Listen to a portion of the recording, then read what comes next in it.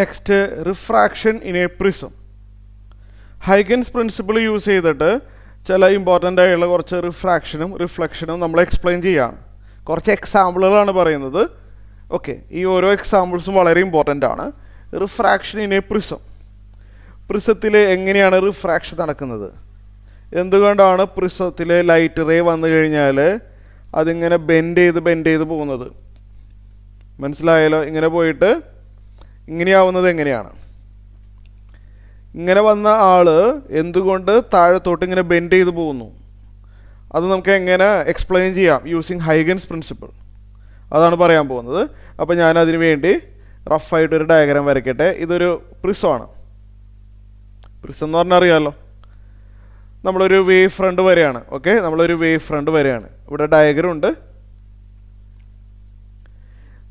അതിന് മുമ്പ് ഇവിടെ ഒരു വേവ് ഫ്രണ്ട് ആണത്. Okay, this is a wave front. ഇതിങ്ങനെ വന്നുകൊണ്ടിരിക്കുക, അപ്രോച്ച് ചെയ്തുകൊണ്ടിരിക്കുകയാണ്.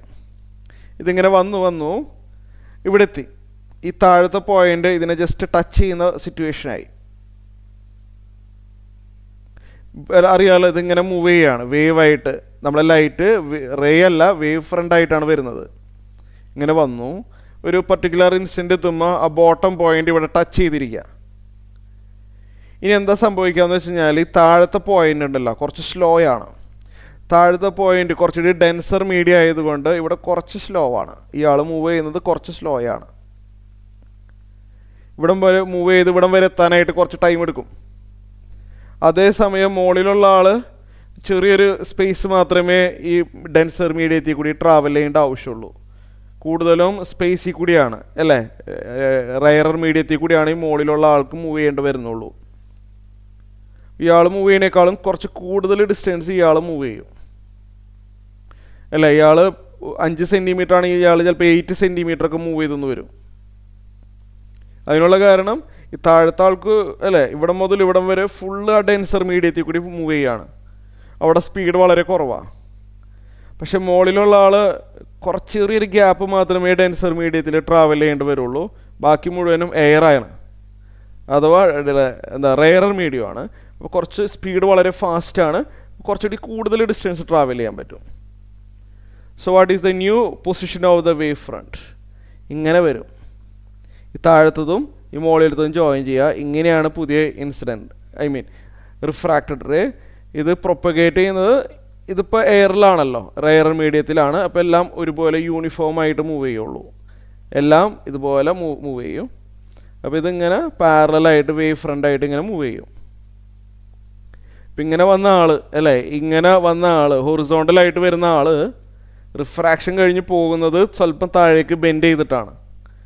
അതാണ് നമ്മൾ ലൈറ്റ് റേ വരയ്ക്കുമ്പോൾ അല്ലേ താഴത്തോട്ട് ബെൻഡ് ചെയ്ത് പോകുന്നത്. അങ്ങനെയാണ്. ക്ലിയർ ആയി എന്ന് വിചാരിക്കുന്നു. അപ്പോൾ ഇതിൻ്റെ നീറ്റായിട്ടുള്ള ഡയഗ്രം ഞാൻ ഇവിടെ കാണിച്ചു തരാം. ഇത്രയ്ക്ക് ഡീറ്റെയിൽ ആയിട്ട് വരയ്ക്കണമെന്നൊന്നുമില്ല, ഇങ്ങനെ വരച്ചാൽ മതി. അപ്പോൾ ഇത് നടന്ന പ്രോസസ്സ് ഞാൻ ഡീറ്റെയിൽ ആയിട്ട് പറഞ്ഞതാണ്. അപ്പോൾ ഇത് വരയ്ക്കണം. എക്സാമിന് ചോദിക്കുമ്പോൾ refraction in a prism using Huygens principle ചോദിച്ചു കഴിഞ്ഞാൽ ഇത് വരച്ച് വെച്ചാൽ മതി. കേട്ടല്ലോ, ഇതെങ്ങനെയാണ് ഇത് ബെൻഡ് ചെയ്തതെന്നുള്ളത് ഇപ്പോൾ ക്ലിയർ ആയല്ലോ അല്ലേ. ഞാൻ ഇത് ഡിലീറ്റ് ചെയ്യാണ്, ഈ ഡയഗ്രം മതിയാവും. ഓക്കെ, പക്ഷെ അറിഞ്ഞിരിക്കണം എന്തുകൊണ്ട് ഇതിങ്ങനെ വന്നു എന്നുള്ളത് അറിയണമല്ലോ. അപ്പോൾ ഇത് ക്ലിയറായി. Next, refraction in a convex lens. Convex ലെൻസിൽ എന്താണ് സംഭവിക്കുന്നത്? അതിൻ്റെ ഡയഗ്രം ഇവിടെ ഉണ്ട്. അതിനു മുമ്പ് ഞാനിവിടെ നിന്ന് വരച്ചേക്കട്ടെ. ഇതാണല്ലോ നമ്മൾ കോൺവെക്സ് ലെൻസ്. ഇതാണ് കോൺവെക്സ് ലെൻസ്. നമ്മൾ ഒരു റേ വരാണ്, ഒരു പ്ലെയിൻ വേവ് ഫ്രണ്ടാണ്. ഇതിങ്ങനെ അപ്രോച്ച് ചെയ്തുകൊണ്ടിരിക്കുകയാണ്. ഇത് ഇങ്ങനെ പോയിക്കൊണ്ടിരിക്കുകയാണ്. അങ്ങനെ പോയി ഇവിടെ എത്തി. അപ്പോൾ ഞാൻ ഒരു കാര്യം ചെയ്യട്ടെ, ഇത് കുറച്ചുകൂടി കർവേച്ചർ കൂടുതലുള്ള രീതിയിൽ വരയ്ക്കട്ടെ. അപ്പോൾ എനിക്ക് എക്സ്പ്ലെയിൻ ചെയ്യാൻ എളുപ്പമാവുമല്ലോ. കുറച്ചുകൂടി കർവേച്ചർ കൂടുതലുള്ള രീതിയിൽ വരയ്ക്കുകയാണ്. അപ്പോൾ ഇങ്ങനെ മൂവ് ചെയ്ത് ഇവിടെ എത്തി. ഓക്കെ, ഇവിടെ എത്തുമ്പോഴേ ശ്രദ്ധിച്ചിരിക്കണേ, ആ മിഡിൽ പോയിൻ്റ് ആണ് ഇപ്പോൾ ലെൻസിനെ കോണ്ടാക്റ്റിലിരിക്കുന്നത്. മിഡിൽ പോയിൻ്റ് മാത്രം. ഇത് ഞാൻ കുറച്ച് ലെങ്ത്ത് കൂടുതലുള്ള രീതിയിൽ വരയ്ക്കുകയാണ്. ഇത് പ്ലെയിൻ വേവ് ഫ്രണ്ട് കുറച്ച് ലെങ്ത്ത് കൂടുതലുള്ള രീതിയിൽ വരയ്ക്കുകയാണ്. അപ്പോൾ നമ്മൾ മിഡിൽ പോർഷനാണ് എന്ത് ലെൻസായിട്ട് കോണ്ടാക്റ്റിലുള്ളൂ. മുകളിലൊന്നും അങ്ങനെ കോണ്ടാക്റ്റ് ഇല്ല, ചെറിയൊരു ഗ്യാപ്പ് ഉണ്ട്. മൂവ് ചെയ്യാണ്. മൂവ് ചെയ്യുമ്പോൾ എന്ത് സംഭവിക്കുന്നത് വെച്ച് കഴിഞ്ഞാൽ ഈ മിഡിലുള്ള ആൾക്ക് കുറച്ച് കൂടുതൽ നേരം എന്താണ് ഈ ഡെൻസർ മീഡിയത്തിലോട്ട് ട്രാവൽ ഈ കൂടി ട്രാവൽ ചെയ്യേണ്ടതായിട്ട് വരുന്നുണ്ട്. പക്ഷെ മുകളിലുള്ള ആൾക്ക് ചെറിയൊരു എയർ വരുന്നുണ്ടല്ലോ, അതായത് കംപ്ലീറ്റ്ലി ഡെൻസർ മീഡിയത്തിൽ കൂടി പാസ് ചെയ്യേണ്ട ആവശ്യം വരുന്നില്ല. ഈ പോയിൻ്റ് അറിയാമല്ലോ, കുറച്ച് കൂടുതൽ ഡിസ്റ്റൻസ് ട്രാവൽ ചെയ്യും, സ്വല്പം കൂടുതലിട്ട് ഇവിടെ എത്തും. ശരിയല്ലേ? അതിനുള്ള കാരണം അറിയാമല്ലോ, ഈ പോയിൻ്റ് കൂടുതലും ഡെൻസർ മീഡിയത്തിൽ കൂടിയാണ് മൂവ് ചെയ്യുന്നത്, അവിടെ സ്പീഡ് കുറവാണ്. ഇയാളാണെങ്കിൽ completely inside the denser medium അല്ല, ഇവിടെ കുറച്ചൊക്കെ എയർ ഉണ്ട്, അതുകൊണ്ട് സ്പീഡ് കുറച്ച് കൂടുതലാണ്, കൂടുതൽ ഡിസ്റ്റൻസ് ട്രാവൽ ചെയ്യും. അതുപോലെ ഈ ബോട്ടം പോയിൻറ്റും മോളി പറഞ്ഞ പോലെ തന്നെ കുറച്ച് കൂടുതൽ ഡിസ്റ്റൻസ് അവിടെ എത്രയാണോ ട്രാവൽ ചെയ്ത് അത്രയും തന്നെ ഇവിടെയും ട്രാവൽ ചെയ്യും.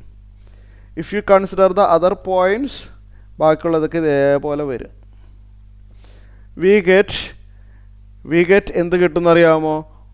ഇതേപോലെ ഒരു സ്പെറിക്കൽ വേവ് ഫ്രണ്ടായി മാറും. സ്പെറിക്കൽ മനസ്സിലായാലോ? ഒരു സ്പെറിക്കൽ വേവ് ഫ്രണ്ടായി മാറിയാണ്. ശരിയല്ലേ? ഇനി സ്പെറിക്കൽ വേവ് ഫ്രണ്ടായി മാറി, അതിനോടൊപ്പം തന്നെ ഇവർ നോർമലായിട്ടാണ് പ്രൊപ്പഗേറ്റ് ചെയ്യുക. ഇങ്ങനെയാണ് പോവുക. ഇയാൾ നോർമലായിട്ട് ഇങ്ങനെ പ്രൊപ്പഗേറ്റ് ചെയ്യും, ഇയാളും അവിടെ നോർമലായിട്ട് പ്രൊപ്പഗേറ്റ് ചെയ്യും. അപ്പോൾ ഇങ്ങനെ എല്ലാവരും ഇതേപോലെ മൂവ് ചെയ്യാൻ തുടങ്ങുമ്പോൾ എന്താ സംഭവിക്കാമെന്ന് അറിയാമോ? ഈ സ്പെറിക്കൽ വേവ് ഫ്രണ്ട് ഇങ്ങനെ ചുരുങ്ങിയാണ് വരുന്നത്. കണ്ടില്ലേ? ഓരോരുത്തരെ പാത്ത് നോക്കുമ്പോൾ മനസ്സിലാവും. കണ്ടില്ലേ? സ്പെറിക്കൽ വേവ് ഫ്രണ്ട് ഇങ്ങനെ ചുരുങ്ങി അവസാനം ഒറ്റ പോയിൻ്റായി മാറും. കുറച്ച് ഡിസ്റ്റൻസ് കഴിയുമ്പോൾ ഒറ്റ പോയിൻ്റായി മാറും. ഇതിങ്ങനെ ചുരുങ്ങി ഇവിടെ എത്തും. ശരിയല്ല? നമ്മളെ ഡയറക്ഷൻ അങ്ങനെയാണല്ലോ. നമ്മുടെ ഡയറക്ഷൻ ആ പോയിന്റിൽ നോർമലായിട്ട് വരാൻ പാടുള്ളൂ. ഈ പോയിന്റിൽ ഇങ്ങനെയാണ്, അവിടെയുള്ള പോയിന്റ് മൂവ് ചെയ്യുന്നത് ഇങ്ങനെയാണ്. ഇവിടുത്തെ പോയിന്റ് ഇങ്ങനെ മൂവ് ചെയ്യും, ഇവിടുത്തെ പോയിന്റ് ഇങ്ങനെ മൂവ് ചെയ്യും. അപ്പോൾ ഇതിങ്ങനെ പോയി ഒരു പോയിന്റിൽ മീറ്റ് ചെയ്യും. അതാണ് നമ്മളെ ഫോക്കസ് ആയിട്ട് പറയുന്നത്. This is said to be the focus. നമ്മളത് പഠിച്ചിട്ടുണ്ട്. ഒരു കോൺവെക്സ് ലെൻസ് ആണെന്നുണ്ടെങ്കിൽ പ്രിൻസിപ്പൽ ആക്സിസിന് പാരലായിട്ട് വരുന്ന ഏത് റേ എടുത്താലും കൺവെർജ് ചെയ്തിട്ട് ഫോക്കസിലെത്തുന്ന നമ്മൾ പഠിച്ചിട്ടുണ്ടല്ലോ. ഇതാണ് ആ ഫോക്കസ്. ഓക്കെ, അപ്പോൾ ക്ലിയർ ആയെന്ന് വിചാരിക്കുന്നു. അപ്പോൾ ഇങ്ങനത്തെ ഡയഗ്രം വരയ്ക്കണമെന്നില്ല, നിങ്ങൾക്ക് ഇവിടെ സംഭവിച്ച കാര്യങ്ങളെല്ലാം ഡീറ്റെയിൽ ആയിട്ട് പറഞ്ഞെന്ന് മാത്രം. ഓക്കെ, അപ്പോൾ ഡയഗ്രം വരയ്ക്കാനായിട്ട് ഇത് മതിയാവും. ഓക്കെ, ഞാൻ ഈ പറഞ്ഞ കാര്യം തന്നെയാണ് ഇവിടെ കാണിച്ചിരിക്കുന്നത്. ഒരു ഇൻസിഡൻറ്റ് വേവ് ഫ്രണ്ട് മൂവ് ചെയ്തു, ഞാനിവിടെ പറഞ്ഞ പോലെ തന്നെ ഇത് കണ്ടില്ലേ, ഇങ്ങനെ വന്നു, ഇതിങ്ങനെ താഴത്തോട്ട് മൂവ് ചെയ്തിട്ട് വേണമെങ്കിൽ ഇതും കൂടി ആഡ് ചെയ്യാം, ഇങ്ങനെ ഇതുപോലെ കുറച്ച് സ്ഫെറിക്കൽ വേവ് ഫ്രണ്ട് വരച്ചിട്ട് ഇവിടെ ഒരു പോയിന്റ് മാർക്ക് ചെയ്യുക. That is A focus of the lens. അപ്പോൾ നമുക്കത് ഹൈഗൻസ് പ്രിൻസിപ്പിൾ വെച്ചിട്ട് നമുക്കത് എക്സ്പ്ലെയിൻ ചെയ്യാൻ സാധിക്കുന്നുണ്ട് അല്ലേ? ശരിയല്ലേ? ഈ കോൺസെപ്റ്റ് ഓക്കെ ആയി. ഇനി നമുക്ക് അടുത്തത് വേറൊരെണ്ണം കൂടി നോക്കാം. അപ്പോൾ ഇതേപോലെ എക്സാമിന് ഡയഗ്രം വരയ്ക്കാൻ പറയും. വേറൊരെണ്ണം കൂടി നമുക്ക് നോക്കാം. അടുത്തത് റിഫ്ലക്ഷൻ ഇൻ എ കോൺകേവ് മിററും കൂടി നോക്കാം. ഇങ്ങനെ പല ഇതിലും ചെയ്യാൻ പറ്റും. ഇപ്പോൾ നമുക്ക് 3 എക്സാമ്പിൾ, ഇമ്പോർട്ടൻ്റ് ആയിട്ടുള്ള 3 എക്സാമ്പിളാണ് ഞാനിവിടെ എക്സ്പ്ലെയിൻ ചെയ്യുന്നത്. Reflection in A concave mirror. Concave mirror എന്ന് പറഞ്ഞാൽ അറിയാമല്ലോ, കോൺകേവ് മിറർ എന്ന് പറഞ്ഞു കഴിഞ്ഞാൽ ഇങ്ങനെയാണ് നമ്മൾ മിറർ, ഇവിടെ ഇങ്ങനെ കോട്ടിങ് ഉണ്ടാവും, ഇവിടെ ഇങ്ങനെ എന്തുണ്ടാവും? കോട്ടിങ് ഉണ്ടാവും. അപ്പോൾ നമ്മൾ ഇൻസിഡൻറ്റ് റേ ഇങ്ങനെ വന്നുകൊണ്ടിരിക്കുകയാണ്, ഇങ്ങനെ വേവ് ഫ്രണ്ടായിട്ട് വന്നുകൊണ്ടിരിക്കുകയാണ്, ഇങ്ങനെ വന്ന് ഇവിടെ എത്തുമല്ലോ. ഇവിടെ എത്തുമ്പോൾ മുകളിലത്തെ പോയിൻറ്റും താഴത്തെ പോയിൻറ്റും കോണ്ടാക്റ്റിലിരിക്കുകയാണ്, മുകളിലത്തെ പോയിൻറ്റും താഴത്തെ പോയിൻറ്റും കോണ്ടാക്റ്റിലിരിക്കുകയാണ്. ശരിയല്ലേ? മിഡിൽ പോർഷൻ കോൺകേവ് മിററായിട്ട് കോണ്ടാക്റ്റിൽ വന്നിട്ടില്ല. ഈ പോയിൻ്റ് കോണ്ടാക്റ്റിലാണ്, ഈ പോയിൻ്റ് കോണ്ടാക്റ്റിലാണ്. റിഫ്ലക്റ്റ് ചെയ്യും അല്ലേ? ഇങ്ങനെ വന്ന ആൾ ബാക്ക്വേർഡ് ഇങ്ങനെ റിഫ്ലക്റ്റ് ചെയ്യും. ശരിയാണല്ലോ? അങ്ങനെയല്ലേ വരുള്ളൂ. അപ്പോൾ ഇങ്ങനെ വന്ന ആൾ പതുക്കെ റിഫ്ലക്റ്റ് ചെയ്യാൻ തുടങ്ങും, ഇങ്ങനെ പോവും. വലിയ ആളും ഇങ്ങോട്ട് റിഫ്ലക്റ്റ് ചെയ്യും. പക്ഷേ മിഡിലിനകത്തുള്ള ആൾ റൈറ്റ് സൈഡിലോട്ട് പോകാനുള്ള സ്പേസ് ഉണ്ട്. അതുകൊണ്ട് ഇയാൾ ലെഫ്റ്റിലോട്ടല്ല, ഇയാൾ ഇങ്ങോട്ട് മൂവ് ചെയ്യുക. മിഡിലിനടുത്തുള്ള ആൾക്കാരെല്ലാം നേരെ മൂവ് ചെയ്യാൻ തുടങ്ങും.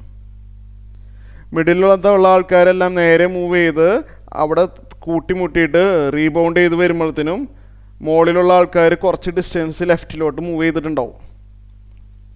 കാരണം ഇവിടെ ഓൾറെഡി കോണ്ടാക്റ്റ് ആണ്, ഇവർ കൂട്ടിമുട്ടിയിട്ട് ഇവിടെ എത്തിയിട്ടുണ്ടാവും, അതുപോലെ ഇവിടെ റിഫ്ലക്റ്റ് ചെയ്ത് ഇവിടെ എത്തിയിട്ടുണ്ടാവും. ആ സമയത്ത് ഈ മിഡിലിനകത്തുള്ള പോയിന്റ് ജസ്റ്റ് വരാൻ തുടങ്ങുന്നതേ ഉണ്ടാവുള്ളൂ. ഒരു ലാഗ് ഉണ്ട്, മിഡിൽ പോയിന്റ് റിഫ്ലക്റ്റ് ചെയ്യാൻ ചെറിയൊരു ലാഗ് ഉണ്ട്. ബാക്കിയുള്ള പോയിന്റ് കൂടിയും കൺസിഡർ ചെയ്യുകയാണെന്നുണ്ടെങ്കിൽ ഇങ്ങനെയാണ് വരാം. പുതിയ വേവ് ഫ്രണ്ട് ഇങ്ങനെ വരും. പ്ലെയിൻ വേവ് ഫ്രണ്ടായിട്ട് വന്ന ആൾ തിരിച്ച് റിട്ടേൺ ആണ് ഇങ്ങനെ വരാം. കാരണം മുകളിലുള്ള പോയിന്റ് കോണ്ടാക്റ്റിലായി പെട്ടെന്ന് റിഫ്ലക്റ്റ് ചെയ്ത് ഇവിടെ എത്തി, ഇതും പെട്ടെന്ന് റിഫ്ലക്റ്റ് ചെയ്തെത്തി. പക്ഷേ നടുക്കുള്ള പോയിന്റ് കുറച്ച് ലാഗ് ഉണ്ട്, കാരണം ഇത് റിഫ്ലക്റ്റ് ചെയ്യാനായിട്ട് കോണ്ടാക്റ്റിൽ എത്തിയിട്ടില്ലല്ലോ. അപ്പോൾ ഇതിങ്ങനെ പോയിട്ട് റിഫ്ലക്റ്റ് ചെയ്ത് തിരിച്ച് വരുമ്പോഴത്തേനും മുകളിലുള്ള 2 പോയിന്റുകൾ അത്യാവശ്യം ഡിസ്റ്റൻസ് ലെഫ്റ്റിലോട്ട് മൂവ് ചെയ്തിട്ടുണ്ടാവും. ക്ലിയർ ആയല്ലോ? അപ്പോൾ ഇത് നോർമലായിട്ട് പ്രൊപ്പഗേറ്റ് ചെയ്യുള്ളൂ. ഇയാൾ ഇങ്ങനെ മൂവ് ചെയ്യും. നോർമൽ എന്ന് പറഞ്ഞാൽ 90 ഡിഗ്രി ആയിട്ട് മൂവ് ചെയ്യാൻ പോവുകയുള്ളൂ. ഇയാൾ ഇങ്ങനെ മൂവ് ചെയ്യും, ബാക്കിയുള്ളവരും അതിനനുസരിച്ച് മൂവ് ചെയ്യും. അങ്ങനെ ഇവരെല്ലാവരും കൂടി മൂവ് ചെയ്തിട്ട് ലെഫ്റ്റ് സൈഡിൽ ഒരു പോയിന്റിൽ മീറ്റ് ചെയ്യും. മനസ്സിലായല്ലോ? ഓക്കെയാണ്. അപ്പോൾ ലെഫ്റ്റ് സൈഡിൽ ഒരു ഫോക്കസിൽ മീറ്റ് ചെയ്യും. പാരലായിട്ട് വന്ന ആൾ റിഫ്ലക്റ്റ് ചെയ്ത്, അതറിയാമല്ലോ, ഇതിങ്ങനെ പോയി അറിയാമല്ലോ, ഇത് നമ്മൾ സ്ഫെറിക്കൽ ഇതിങ്ങനെ പോവും, ഇങ്ങനെ ചുരുങ്ങി ഇവിടെ ഏതൊരു പോയിന്റിൽ കൂട്ടിമുട്ടും, പോയിന്റിൽ മീറ്റ് ചെയ്യും. അതാണ് അതിൻ്റെ ഫോക്കസ് ആയിട്ട് പറയുന്നത്. ഓക്കെ, അപ്പോൾ ഇവിടെ നടന്ന കാര്യങ്ങളെല്ലാം ഡീറ്റെയിൽ ആയിട്ട് മനസ്സിലായി. എക്സാമിന് ചോദിക്കുമ്പോൾ ഈ ഒരു ഡയഗ്രാം കാണിച്ചാൽ മതിയാവും, നോ പ്രോബ്ലം. എന്നാലും ഇതെങ്ങനെ വന്നതെന്ന് അറിയണമല്ലോ, അതുകൊണ്ടാണ് ഞാൻ ഇത്രയ്ക്ക് ഡീറ്റെയിൽ ആയിട്ട് പറഞ്ഞത്. ഓക്കെ, കോൺസെപ്റ്റ് തറാവണം. ഇതിൽ നിന്ന് എന്തെങ്കിലും എക്സാമിന് ഇൻഡയറക്റ്റായിട്ട് ചോദിച്ചാൽ നമുക്കത് വരയ്ക്കാൻ പറ്റണം. ടെക്സ്റ്റ് ബുക്കിൽ ഇല്ലാത്ത എന്തെങ്കിലും ചോദിച്ചാൽ ഞാൻ പറഞ്ഞ കാര്യം തന്നെ, ഇങ്ങനൊരു incident wave front, this is the concave mirror. ഇങ്ങനെ വന്നാൽ അറിയാമല്ലോ, മുകളിലത്തെ പോയിന്റ് റിഫ്ലക്റ്റ് ചെയ്ത് കുറച്ച് കൂടുതൽ ഡിസ്റ്റൻസ് ലെഫ്റ്റിലോട്ട് മൂവ് ചെയ്തപ്പോൾ നടുക്കലത്തെ പോർഷന് ജസ്റ്റ് മീറ്റ് ചെയ്തിട്ടേ ഉള്ളൂ, റിഫ്ലക്റ്റ് ചെയ്യാൻ തുടങ്ങുന്നതേ ഉള്ളൂ. അപ്പോൾ after reflection we get a spherical wave front. Spherical wave ഫ്രണ്ടാണ്. അതിങ്ങനെ റിഫ്ലക്റ്റ് ചെയ്ത് ഇവിടെ ഏതോ പോയിന്റിൽ മീറ്റ് ചെയ്യും. വേണമെങ്കിൽ ഇതും കൂടി ഒന്ന് കാണിക്കാം. ഇതിങ്ങനെ അറിയാമല്ലോ, ഇത് ഒരു സ്ഫെറിക്കൽ വേവ് ഫ്രണ്ടാണ്. ഇതിങ്ങനെ ഈ ഡയറക്ഷൻ പ്രകാരം ഇതിങ്ങനെയാണ് വരണ്ടേ. ഇങ്ങനെ വന്ന് ഇവിടെ ഒരു പോയിന്റിൽ മീറ്റ് ചെയ്യും. That is said to be the focus. അതാണ് ഫോക്കസ് ആവുന്നത്. ഫോക്കസ് റേഡിയസ് ഓഫ് കർവേച്ചറിൻ്റെ പകുതിയാണ്. അതിവിടെ വെറുതെ എഴുതിയിട്ടുണ്ട്, അത് കുഴപ്പമില്ല, നമുക്കറിയുന്ന കാര്യമാണ്. അപ്പോൾ ഇവിടെ ഫോക്കസ് മാർക്ക് ചെയ്താൽ മതി, ഇത് എഴുതണമെന്നൊന്നും നിർബന്ധമൊന്നുമില്ല. ഓക്കെ, ക്ലിയർ ആയല്ലോ?